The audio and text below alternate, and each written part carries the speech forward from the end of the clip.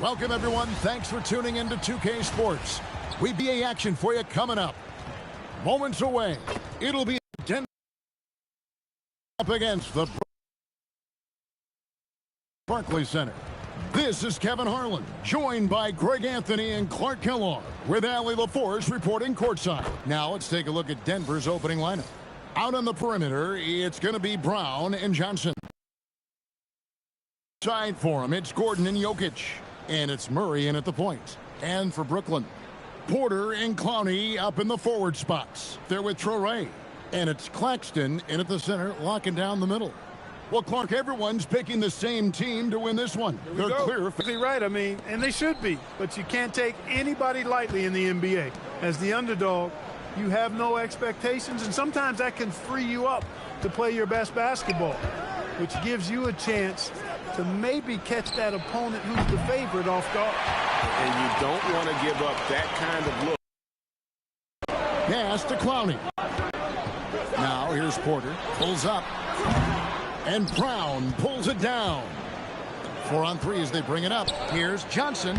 Off to a good start as he hits his first shot attempt. Great teamwork punctuated by a strong finish. That is the perfect fast break, guy. Before the defense can get set. Here's Demon. And a wide open look for Porter. Drills the three-pointer. Porter Jr. has a unique combination of size and skill, and as a result, defenders in the catch-and-shoot game. And we saw last season the Nuggets, GA, in the final week of the regular season, making a coaching change and a shift in their front office. A pretty rare situation. Seems like there's been a power struggle, and rather than choosing sides, the decision was to just make a fresh start. And once he got to the 10, I think he was surprised to find himself that wide open. Well, this early, they should be showing a lot more energy on defense. It's not there. And that's exactly what he's looking for, draining the triple. Outside, Porter. Pass to Traoré. They set the pick to the inside. Great pass to set up the lay-in. Now how about how he sets his man up there, runs him right into the screen, and then gets the basket. And now, Allie LaForce from the sideline. I was able to talk with Jordi Fernandez for a minute. Coach told me Jamal Murray is at the top of their scouting report. He said to me pregame, Murray guard, he can excel. That is what makes him tough to deal with. You just never know how he'll attack you. Back to you, Kevin. And Allie, thanks so much. Brooklyn now following the three-point attempt by Jamal Murray. And 2.5 minutes gone here in the first. Gordon. Johnson in the corner. Good ball movement here by the Nuggets. Here's Murray. The shot goes in. First of the night. You know, when Murray finishes like this, guys, it's how aggressive his mindset is in attacking the defense. Porter.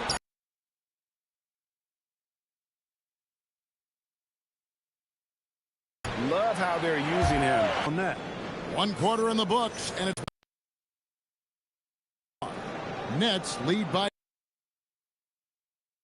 shortly for the start of the second quarter.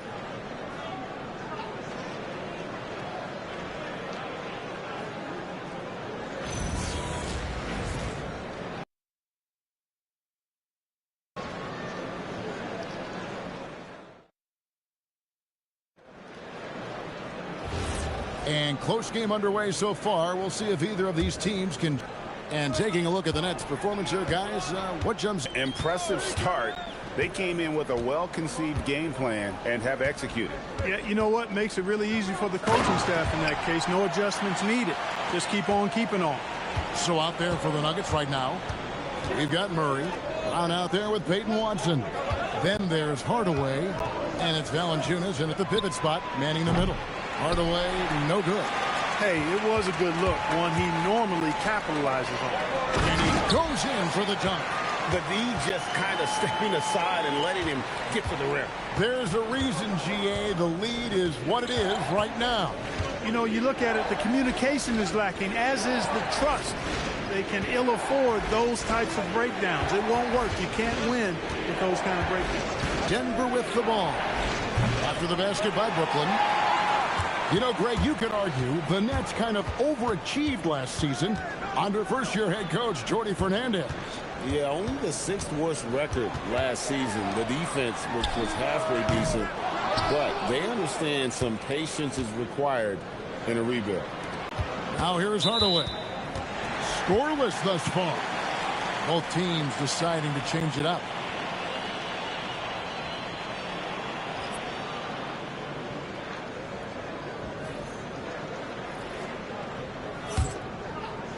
Just about a minute and a half has gone by here in the second. And so Jordi Fernandez decides to call timeout. He's ready to talk things through with them.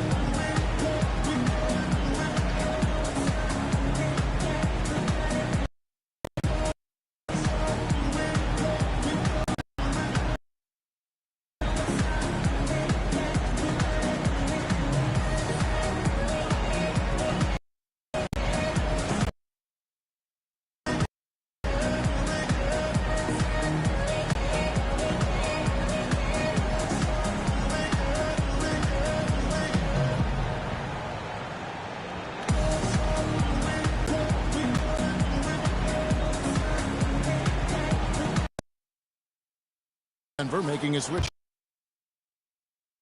I'm told now by our producer, do we have them, guys? Okay, we do. We have Shams Charania. Shams, thanks for joining us. What do you have? Well, for all the anticipation around NBA expansion, we might have to pump the brakes. I'm told a number of team owners are a bit hesitant to further carve revenue from a new national broadcasting deal, so the timeline may take longer than some fans had hoped. They'll get there for sure. All right, Shams, we thank you very much for that report. Here's Man.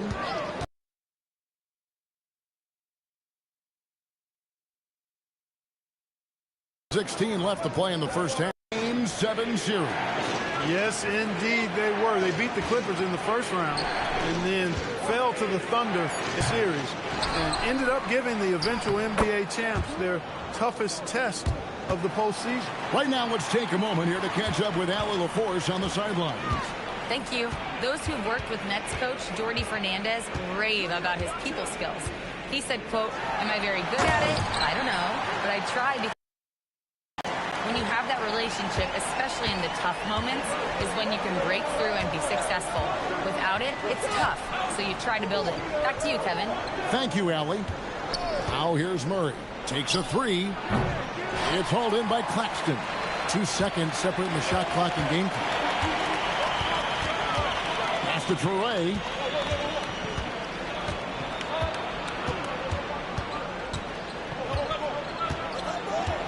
Shot clock at 6. The Nets need to get a shot off here. Porter, no luck. And so that brings the first half to a close. Nets out in front, up by 6. And don't go away. After the break, we'll see you right back here for the start of the third quarter.